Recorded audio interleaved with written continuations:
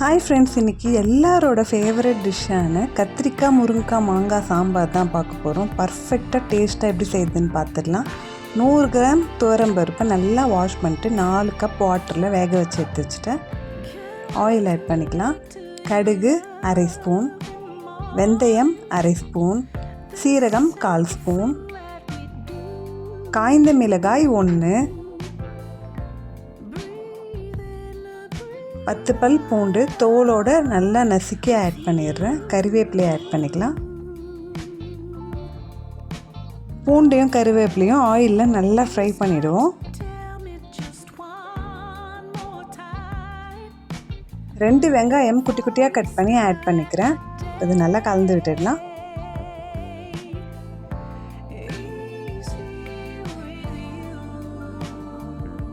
வெங்காயம் நல்லா வதங்கி வரட்டும். பர்ஃபெக்டாக செம்ம டேஸ்ட்டாக இருக்கும் இந்த சாம்பார். கண்டிப்பாக வீட்டில் ட்ரை பண்ணுங்கள். டிஃபனுக்கு, ரைஸ்க்கு எல்லாத்துக்குமே சூப்பராக இருக்கும். வெங்காயம் பாருங்கள் நல்லா வதங்கி வந்திருக்கு.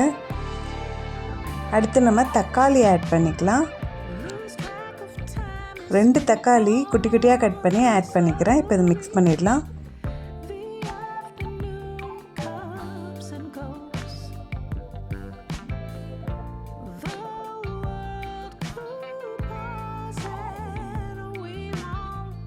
கல்லுப்பு,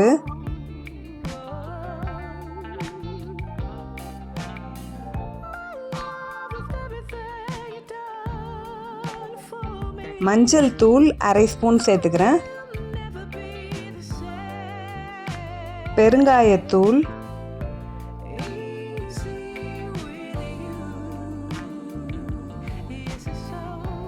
இது எல்லாத்தையும் நல்லா மிக்ஸ் பண்ணி விட்டுடலாம்.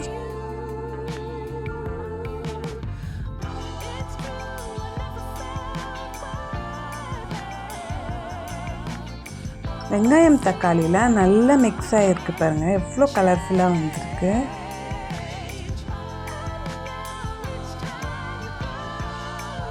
தக்காளிலாம் இந்த அளவுக்கு மேஷ் ஆனதுக்கப்புறமா கத்திரிக்காயை ஆட் பண்ணிக்கலாம். கத்திரிக்காயை 4ஆக கட் பண்ணி சேர்த்துருக்கேன். அடுத்து முருங்கைக்காய் ஆட் பண்ணிக்கிறேன். இந்த மசாலா இதுலேயே இந்த கத்திரிக்காயும் முருங்கைக்காயும் கலந்து விட்டுடலாம்.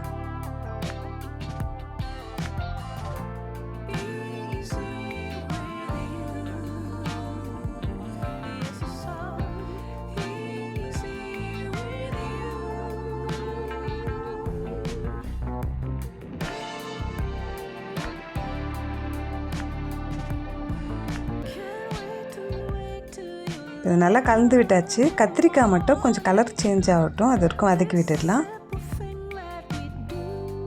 நம்ம சேர்த்த கத்திரிக்காய் கலர்லாம் லைட்டாக சேஞ்ச் ஆகிருக்கு பாருங்கள்.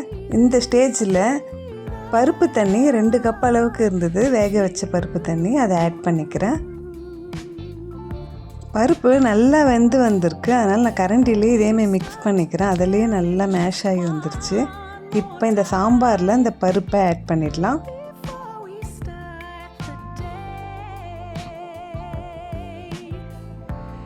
நாம் சேர்த்த பருப்பு தண்ணியும் பருப்பும் நல்லா வேக ஆரம்பிச்சிருச்சு. இப்போ குழம்பு மிளகாய் தூள் 1.5 ஸ்பூன் சேர்த்துட்டு மிக்ஸ் பண்ணி விட்டுடுறேன்.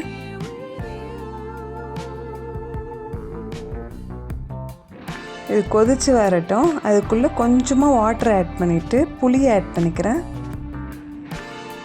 1 கப் வாட்டரில் புளி ஆட் பண்ணி வச்சுருக்கேன். மூடி வச்சுருக்கேன். ஒரு கொதி வந்ததுக்கப்புறமா நீட்டு மாங்காய் எடுத்திருக்கேன், அதை ஆட் பண்ணிடலாம். இந்த சாம்பாரில் நம்ம நீட்டு மாங்காய் சேர்க்க சொல்ல டேஸ்ட்டு சூப்பராக இருக்கும். ஒரு வாட்டி ட்ரை பண்ணி பாருங்கள். மாங்காய் எல்லாத்தையும் ஆட் பண்ணியாச்சு. க்ளோஸ் பண்ணிடுறேன். பாருங்கள், இது நல்லா கொதிக்க ஆரம்பிச்சிச்சு. இப்போ புளி தண்ணியை வடிகட்டி ஆட் பண்ணிடுறேன். மிக்ஸ் பண்ணி விட்டுடலாம். அவ்வளோதாங்க, கத்திரிக்காய் மாங்காய் முருங்கைக்காய் சாம்பார் ரெடி ஆகிடுச்சு. சூப்பராக இருக்கும். கண்டிப்பாக வீட்டில் ட்ரை பண்ணுங்கள். எப்படி இருக்குன்னு மறக்காமல் கமெண்ட்டில் சொல்லுங்கள். இந்த வீடியோக்கு ஒரு லைக் பண்ணிவிட்டு சேனலை சப்ஸ்கிரைப் பண்ண மறக்காதீங்க ஃப்ரெண்ட்ஸ்.